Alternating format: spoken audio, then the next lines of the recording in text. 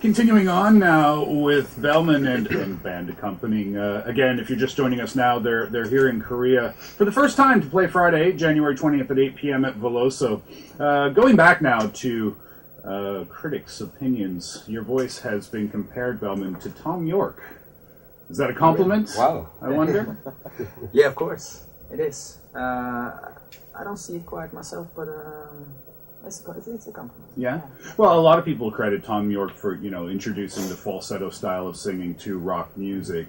So I wonder, would he or maybe other people who have done that have been kind of an inspiration for you to sing in that style, or is it just a natural thing for you to do?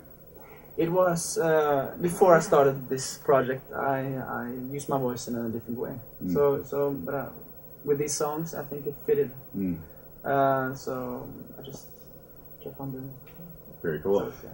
Let's talk about music in general now. I think that, and I've brought this up on the show before, and I'll ask all of your opinions about this, that I think that 2011 and I think 2012 is going to be kind of a new direction for music. If you look at bands that are, nominated for awards these days, James Blake up for Brit Awards, Bon Iver up for Grammys, M83 is kind of doing interesting things musically, and like you, Bellman, you said that, containment, but pushing the containment. So I guess what I'm asking is, music seems to be becoming more creative, more sonically experimental. Would you say that that's the way music is going these days, in terms of artists that are getting recognized?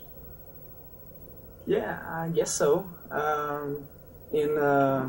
Back in Norway, we have also a lot of interesting new band who takes the music in various directions. So yeah, I think we're in 2012 will be kind of a transition period. Exciting year. Yeah. For the rest of you guys, what do you think? Yeah, I think that might be true actually. Like the artists you mentioned, some of my favorite, James Blake, Bon Iver, brilliant, and they all do this like indie lo-fi thing, but it just sounds so great and so much chorus and delays and sonic. Is it necessary, I wonder, to change in direction? I think it's maybe just a sub-genre that has become more embraced by a lot of more people, because the style has been there for quite a few years, but it's been indie and now it's suddenly popular, and that's great. I agree. Yeah. Finally, the recognition that it deserves. Yeah, absolutely. Let's talk about the albums now. Mainly Mute came out in Korea in 2011, but like you said, in Norway in 2009. With that first album, were there connected themes in the album musically? What were you trying to do with it? Yeah, as I said, I had the process with this album was over a span of like 6-7 years actually. I started writing the songs back in 2003, and we recorded the album in 2008. We used over a year to record it, so it's a very worked through album, very every angles have been looked at. So it was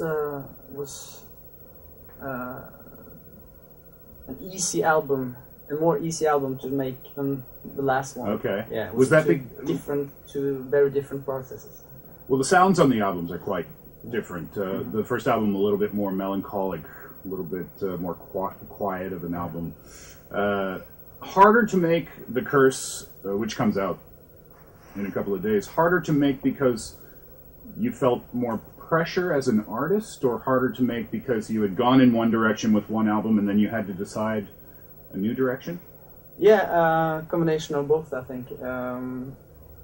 I decided pretty early that I wanted to do something a little different from the first album, because it's very dark, very gloomy. I wanted to lighten things up a bit, but still preserve the Bellman sound somehow.